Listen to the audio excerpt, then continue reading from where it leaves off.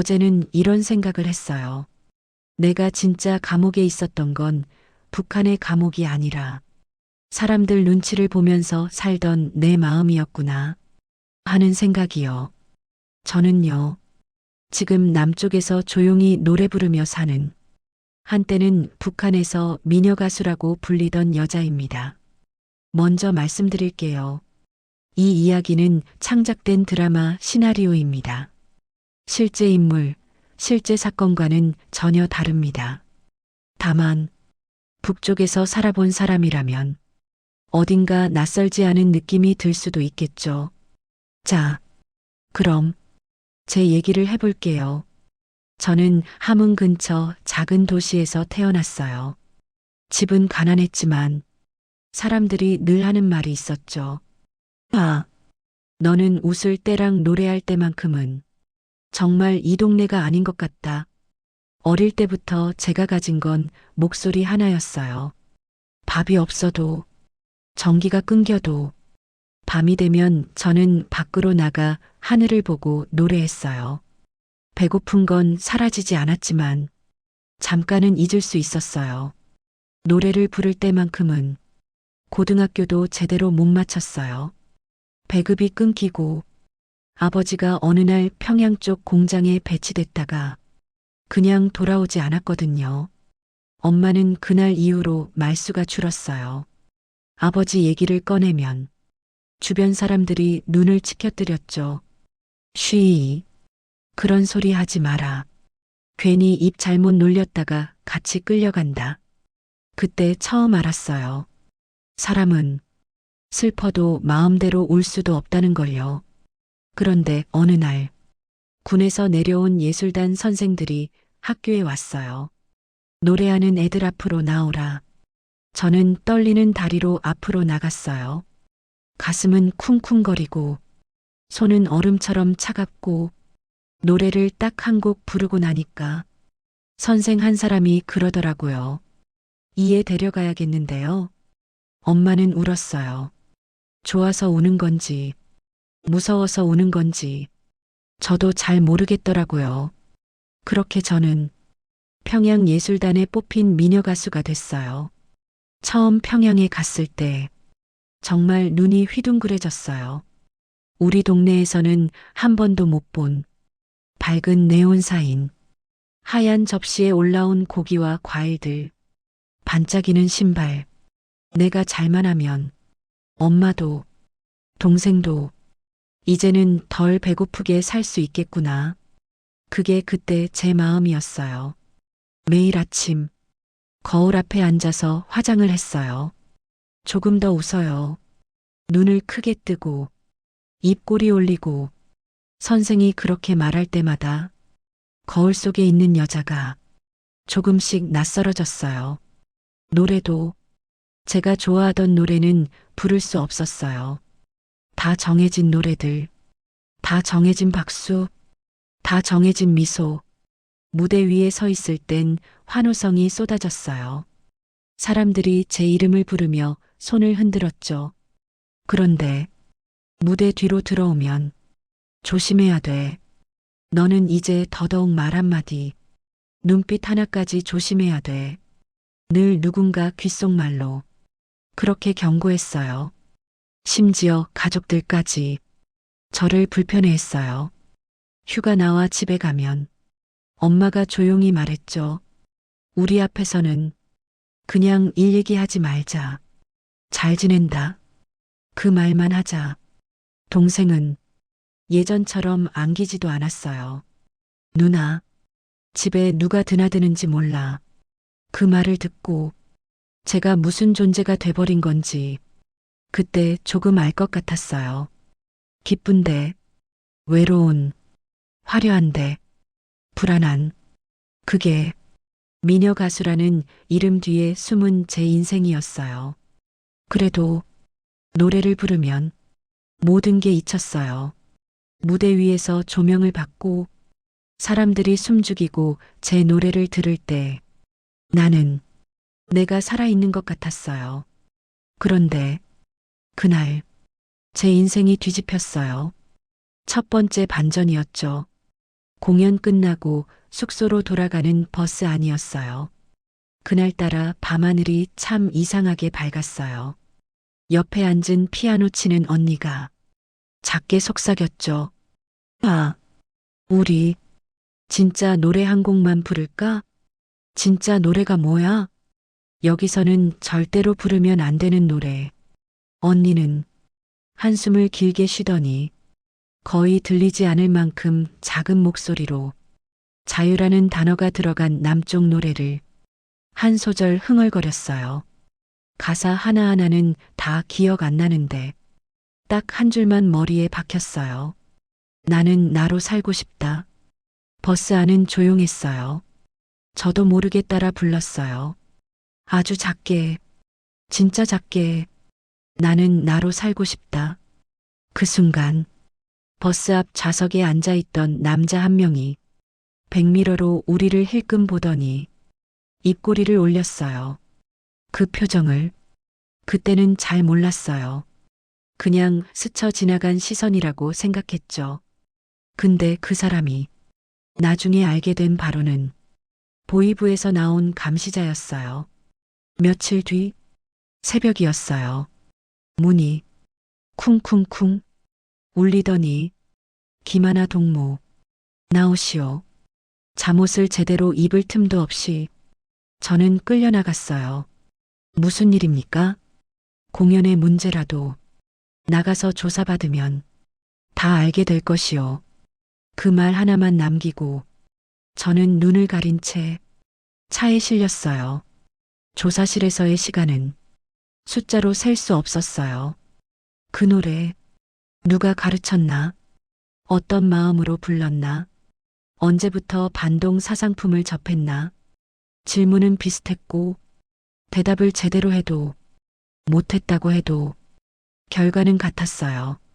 바닥은 차가웠고 배는 비어 있었고 잠은 허락되지 않았어요. 사람은요, 계속 같은 말을 들으면 진짜 그런가 보다 하고 믿게 돼요. 저는 어느 순간 이렇게 말하고 있는 저를 발견했어요. 제가 잘못했습니다. 제가 나쁜 마음을 품었습니다. 죄를 인정하겠습니다. 그 말을 하고 나니까 심장이 쿵 내려앉더라고요. 아, 이제 나는 끝났구나. 진짜 절망은 그때 시작됐어요. 얼마 뒤 저는 판결도 제대로 못 듣고 어딘가로 실려갔어요. 트럭 뒤에 탄 사람들은 저처럼 눈이 가려진 여자들, 그리고 남자들, 누가 울었고 누가 중얼거렸어요. 나는 그냥 중국에 있는 친척한테 전화 한 번 했다가 나는 그냥 시장에서 남쪽 노래를 들었다고. 사람들의 죄목은 너무나 작은 것들이었어요. 그 작은 것들이 그들의 인생을 영영 끊어버리고 있었죠. 잠시 후 트럭이 멈춰 섰어요. 내려 눈을 가리던 천이 벗겨졌을 때 제 앞에 펼쳐진 풍경은 제가 한 번도 본 적 없는 세계였어요. 회색 막사들, 높은 철조망, 총을 든 경비병들, 그리고 눈빛이 죽어 있는 사람들. 누군가가 속삭였어요. 여기는 정치범 수용소야. 그 말을 듣는 순간 제 귀에서 삐 하는 소리가 났어요. 나는 가수였는데, 나는 사람들에게 꿈을 주는 사람이었는데 어떻게 여기까지 온 거지? 나 자신이 믿기지 않았어요. 수용소에서의 삶은 삶이라고 부르기 어려웠어요. 저는 여자 작업반에 배치됐어요. 하루에 이만큼 나무를 해야 한다. 안 되면 밥 없다. 밥이라고 해봐야 물 반, 쌀인지 뭔지 모를 알갱이 반. 그래도 그걸 먹으려고 줄을 설 때면 사람들은 서로 밀치고 앞에 서려고 했어요. 굶어 죽는 사람은 하루에도 몇 명씩 나왔어요. 누구 죽었대. 아침에 안 일어나더라. 이 말들이 그곳에서는 그냥 날씨 얘기처럼 오갔어요. 저는 삽을 쥔 손에서 물집이 터져도 노래를 떠올렸어요. 나는 나로 살고 싶다. 입 밖으로는 낼 수 없었지만 머릿속으로만 수십 번, 수백 번 그 노래를 부르다 보면 잠깐이나마 여기 말고 다른 데 있는 것 같았어요. 어쩌면 그 노래 때문에 제가 여기 왔는데도 그 노래만이 저를 버티게 하고 있었어요. 아이러니하죠. 그곳에서 저는 두 사람을 만났어요. 하나는 머리가 하얗게 센 할머니, 이름은 선옥. 예전에 나도 예술단이었어. 그렇게 말하던 할머니 목소리는 곤두박질 친 인생을 끝까지 지키려는 사람처럼 단단했어요. 그리고 또 한 사람, 저랑 비슷한 나이의 여자, 이름은 연희. 난 그냥 국경을 한 번 넘었다가 잡혔어. 그 말 뒤에 연희는 아무 말도 하지 않았어요. 그 그냥이라는 말 안에 얼마나 많은 일이 들어있을지 짐작할 수 있었거든요. 밤이 되면 우리는 세수를 한 척하면서 세수 대야를 사이에 두고 입술만 움직였어요. 선옥 할머니가 먼저 입을 댔죠. 나는 옛날에 바이올린을 켰어. 악보 없이도 외워서 연주했지. 그리고는 손가락으로 허공에 활을 그리며 머릿속으로만 음악을 켰어요. 저와 연희는 그 음악 위에 보이지 않는 멜로디를 얹었어요. 한마디도 소리를 내지 않고 우리는 함께 연주하고 함께 노래했어요.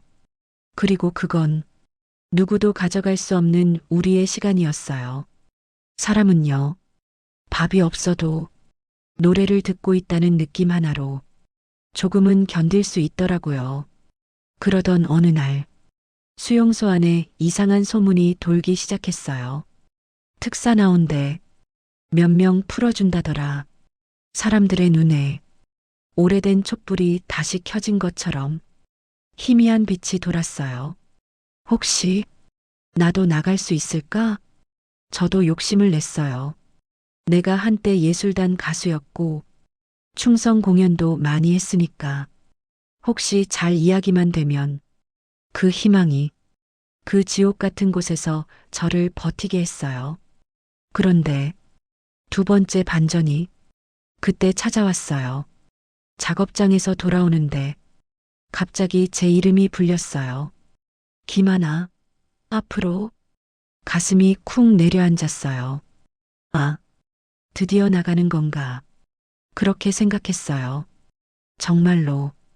근데 앞에 나가자마자 관리원이 서류를 들여다보더니 김하나, 반동 노래 전파 혐의, 무기노동, 무기, 노동, 한 글자 한 글자가 제 머리 위에서 벼락처럼 떨어졌어요.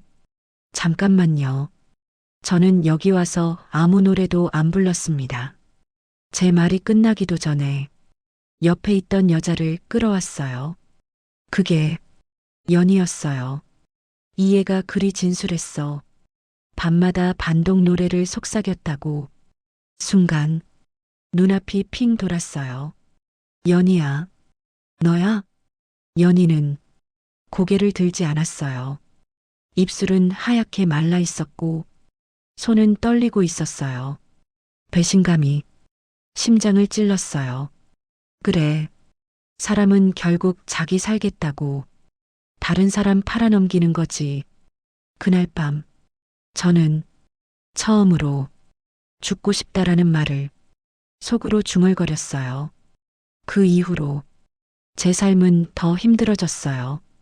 작업량은 2배, 밥은 그대로, 조금만 버벅거려도 노래할 힘은 있어도 일할 힘은 없나 보지.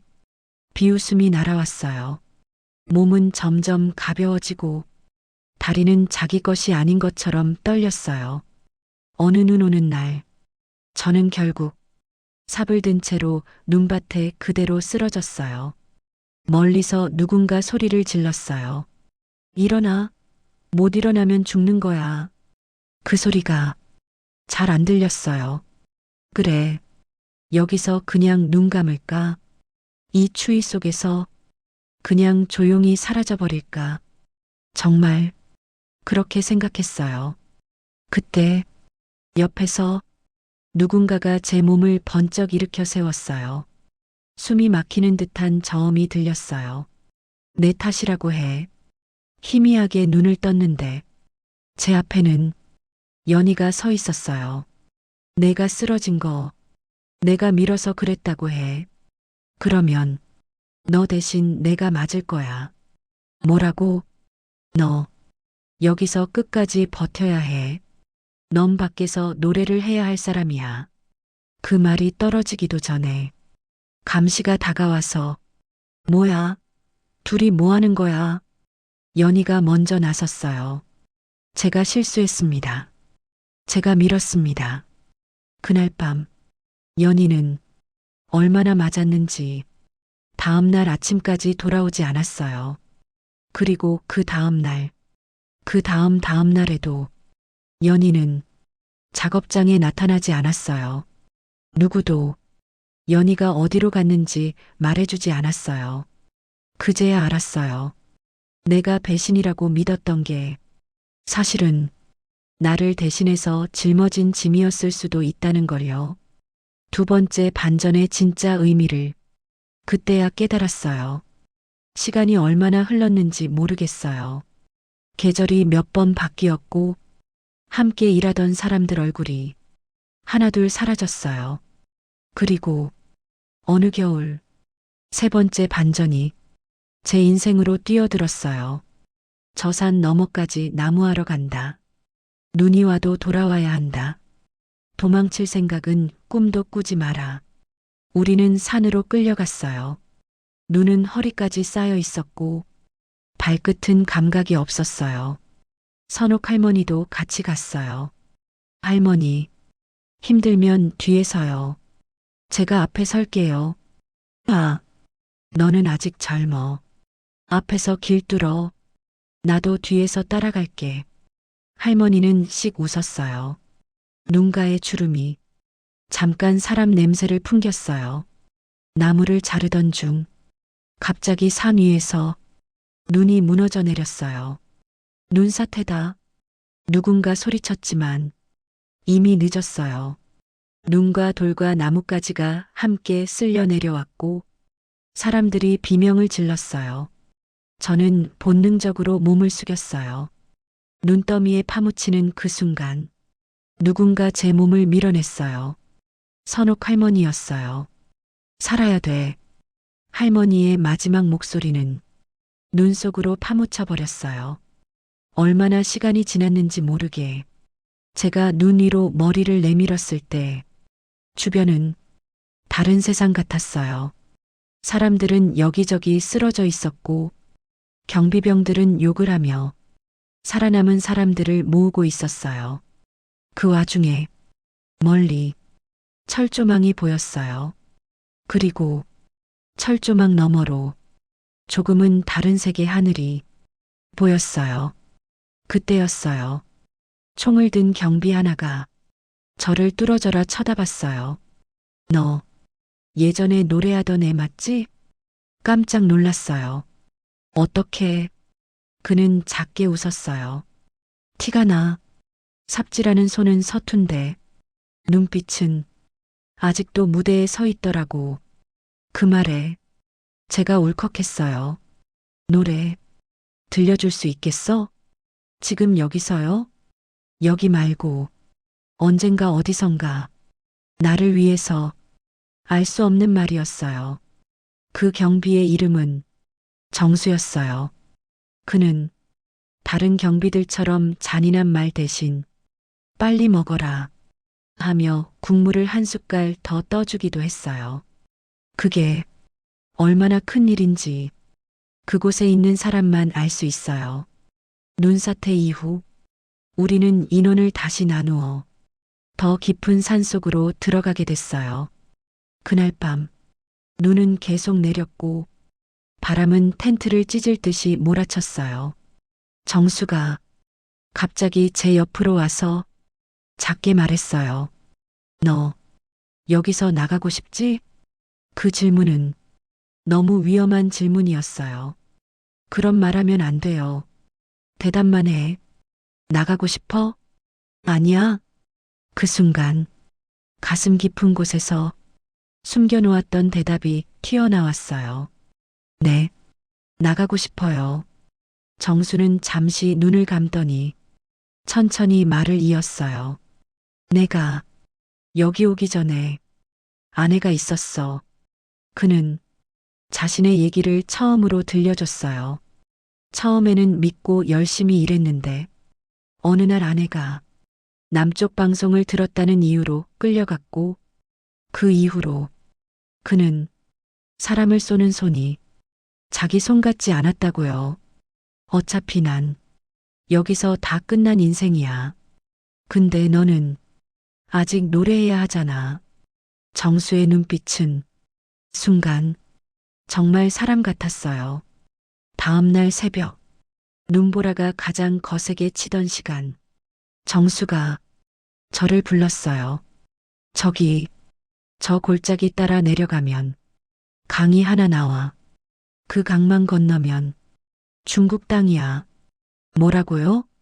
지금이 아니면 평생 기회 없어. 걸리면 당신도 죽어요. 정수는 어깨를 으쓱했어요. 여기서 사는 것보다 그게 더 낫겠지. 그 말이 끝나자마자 정수가 허공을 향해 총을 3발 쐈어요. 탕, 탕, 탕, 도망쳤다. 그의 고함이 산에 울려 퍼졌어요. 사람들이 정신없이 이리저리 뛰는 사이 정수는 제 등을 거칠게 밀었어요. 뛰어. 저는 뒤도 돌아보지 않고 뛰었어요. 눈밭을 가르고 가시에 긁힌 것도 모르고 발이 빠져도 다시 일어나서 호흡은 불에 타는 것처럼 아팠고 심장은 입 밖으로 튀어나올 것 같았어요. 뒤에서 누군가가 쏘는 총소리가 들렸어요. 탕, 탕, 눈이 튀었고 바위가 깨졌어요. 근데 이상하게도 제 몸은 한 번도 맞지 않았어요. 그때 알았어요. 그 총알들이 정말 나를 맞추려고 쏜 건 아니었다는 걸요. 겨우 강가에 도착했을 때 몸은 얼음덩어리 같았어요. 강은 반쯤 얼어 있었고 물살은 검은빛으로 흘렀어요. 건너면 산다. 못 건너면 끝이다. 제가 할 수 있는 선택은 딱 하나였어요. 얼음 위에 발을 디디는 순간 얼음이 찌직 소리를 냈어요. 심장이 멈출 것 같았어요. 한 걸음, 두 걸음, 중간쯤 갔을 때 얼음이 갑자기 깨졌어요. 차가운 물이 다리를 덮쳤고 허리까지 차올랐어요. 숨이 멎는 줄 알았어요. 아, 여기까지구나. 그 순간 멀리서 들려오던 노래가 머릿속을 파고들었어요. 나는 나로 살고 싶다. 그래, 여기까지 와서 그냥 포기한다고? 손이 얼어 떨어지는 줄 알면서도 저는 얼음 조각을 붙잡고 기어갔어요. 진짜 끝이라고 생각한 그 순간 무릎이 딱딱한 땅에 닿았어요. 저는 울면서 땅을 끌어안았어요. 살았다. 살았다. 근데 문제는 여기가 끝이 아니었다는 거예요. 겨우 도착한 곳은 그냥 또 다른 지옥의 입구였거든요. 여기까지가 제가 오늘 여러분께 들려드릴 수 있는 첫 번째 이야기예요. 북쪽의 감옥에서 그리고 마음의 감옥에서 어떻게 제가 한 걸음씩 밖으로 나왔는지, 다음에는 중국에서 다시 잡힐 뻔했던 순간, 그리고 믿을 수 없었던 또 한 번의 반전, 마지막에는 남쪽에서 제가 어떻게 다시 노래를 부르게 됐는지까지 끝까지 이어서 들려드릴게요. 기억해 주세요. 이 이야기는 창작된 드라마 시나리오입니다. 하지만 우리 마음속 어딘가에 있는 감옥과 그 감옥 문을 여는 용기에 대해서는 분명히 우리 모두의 진짜 이야기이기도 합니다. 여러분, 나이 들어도 인생의 주인공은 바로 당신입니다. 지금 당신이 어디에 있든, 어떤 과거를 가지고 있든, 오늘 이야기가 당신 마음속 작은 문 하나를 살짝이라도 열어줬다면, 구독과 좋아요, 그리고 주변 분들에게 공유해 주시는 거, 그건 무료지만 저에게는 정말 큰 힘이 됩니다. 꼭 부탁드립니다.